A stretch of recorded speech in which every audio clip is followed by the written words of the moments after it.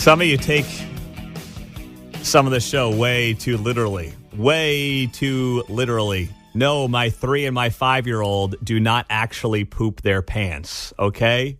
Some of you are like on the text line, why are your 3 and your 5-year-old pooping themselves? No, they're not. We were just having a conversation comparing the fact that people are talking about the president pooping his pants and how, Whoopi Goldberg would still vote for him. I don't care if he's pooped his pants. And then me at home dealing with little kids who, yes, go to the bathroom and who I still help go to the bathroom. A guy who's here who I consider a friend and does a very good job with the Show Me Institute, who used to take care of little kids who used to poop themselves, is Patrick Tuohey. Hello, friend. Hello, and hopefully someday again with grandkids. Yeah, that's right. Yes. It never ends. You got 3 girls as well. That's right. Like I do, but they're all now big and grown up and the whole deal. I want to start off this conversation with something that you said that certainly rings true today. This is from, March, right? I want to say it was March. March 19th at the library, yeah. March 19th, Kansas City Library, as we were getting set for the big April 2nd vote on the Chiefs and the Royals. Here is Patrick Tuohey back in March right here on KCMO. If this is voted down, the threat is the teams are going to leave. The teams aren't going anywhere. I've lived in Kansas City long enough to know that if this is defeated, John Sherman will be right back at the table with the county, maybe a little chastened, and he will work on all these things and we'll be voting on this again in a year. And it may not be a deal that I like next time, but it almost has to be better than what we're looking at today. All right, Patrick Tuohey, are you starting to feel a little bit like Nostradamus after saying that? No, I don't think that's particularly insightful. You live in Kansas City, you live in this area, you know that things go on the ballot until they get their way. Whether it's the streetcar, whether it's this, we're going to vote on it. The teams only have to win once, but voters have to constantly be vigilant to protect our pocketbook. So I don't think that was particularly insightful. I am amazed at how many people forgot that or thought that it was once and done. Like, have you not lived here? Do you not observe politics? We are always voting on things. And again, the people that want our money only have to win once. Well, that is very true. And now this comes after House Majority Leader in Lee's Summit, but for the state of Missouri, Jonathan Patterson, told the Kansas City Star that while he expects another vote to occur, it's unclear whether it will include both teams or when that vote will happen. You and I have talked about this. If just the Chiefs go on the ballot, 3/16 cent sales tax, half of that 3/8 cent, we both think it's passing, right? I think the Chiefs, if it's similar to the deal that we voted on April 2, I think the Chiefs would sail to victory. Yeah. It's not just the performance of the team over the past few years, but I think there's a stronger connection to the Chiefs. I think there's a stronger connection to the Hunt family.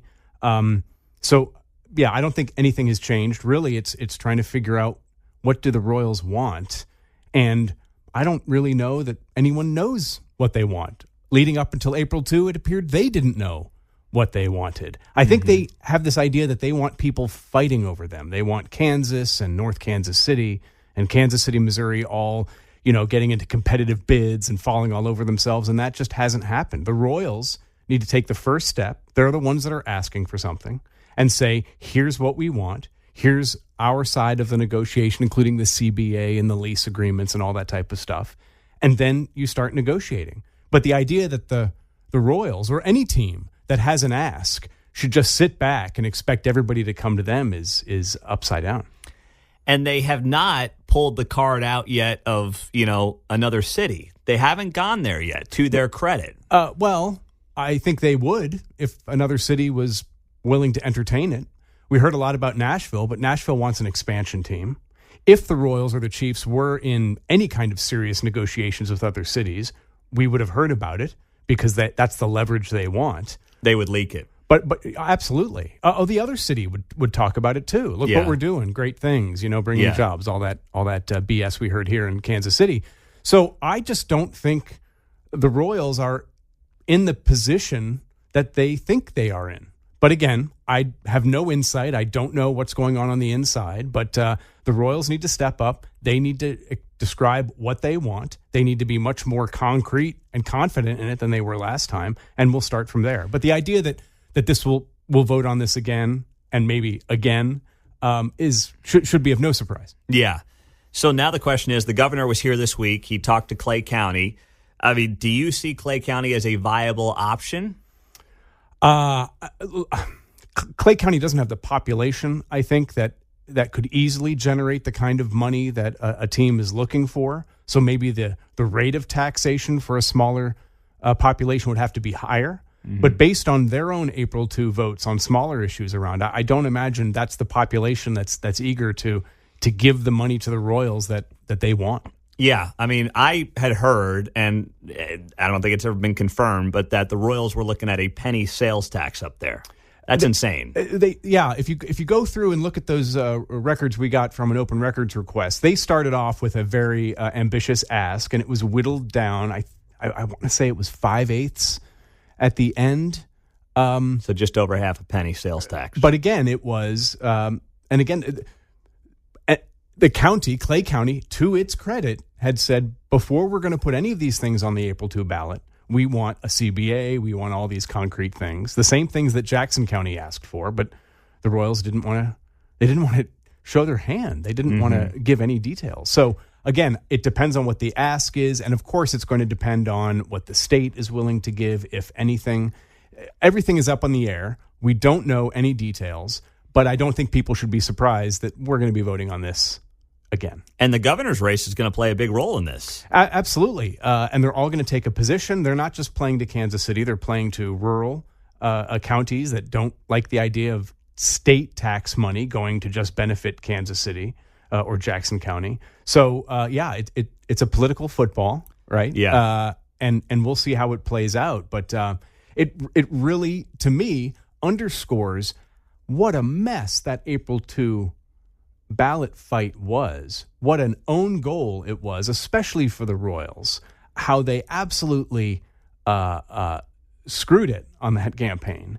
And now, to your point, they're trying to negotiate in the middle of a statewide political race, and that may not be a good look for the candidates running. What could they, I mean, I think about it probably more than I should, but I think to myself, what could they have done differently? I think if it was just to upgrade both stadiums where they are, it probably would have eked out a win. Certainly. I think if it was the status quo, it would have done much better. Because the idea of moving and then the threats of well, I was going to say the location, the crossroads, all that thing, that people didn't want to go down there. The neighborhood itself didn't like it. That was a big turnoff. But if they had stuck to, and again, I'm just guessing here, if they had stuck to the East Crossroads, right? Even if it, or forgive me, to the East Village. East Village, thank you.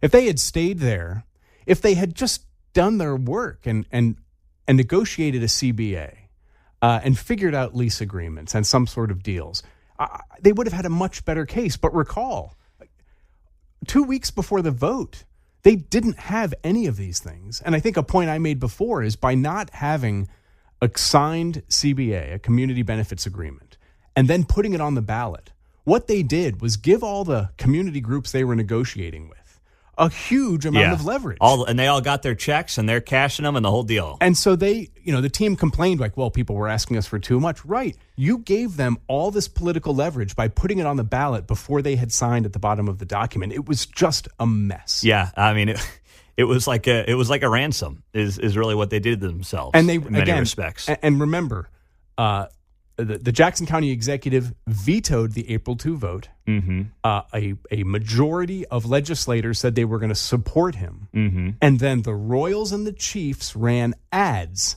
to try to flip two of the Jackson County legislators to override the veto. And that's what happened. So, the Royals may want to say, well, we didn't do this. The legislature did this. You absolutely did it. You rushed it into an election you weren't ready for. Hopefully, when this election comes up again, they have learned their lesson and have put together a compelling project. And what we will never know, or at least it'll take a while to know, is what did Kansas City offer to get them to that crossroads site? At the last minute. That suddenly opened up this location that nobody was talking about until a couple of weeks prior. That whole story is fascinating to me because from what I'm able to gather, from what Clay County legislators told us, the mayor, Quentin Lucas, made them a deal they couldn't refuse. So they completely shifted their location. And then that same mayor didn't endorse the vote until the weekend. 3 days before the election. Like, that's, if I were a Royals executive, that's got to be enraging. Oh, I'd be pissed. I mean, they would have every right to be pissed. Yeah. If that's actually how it went down.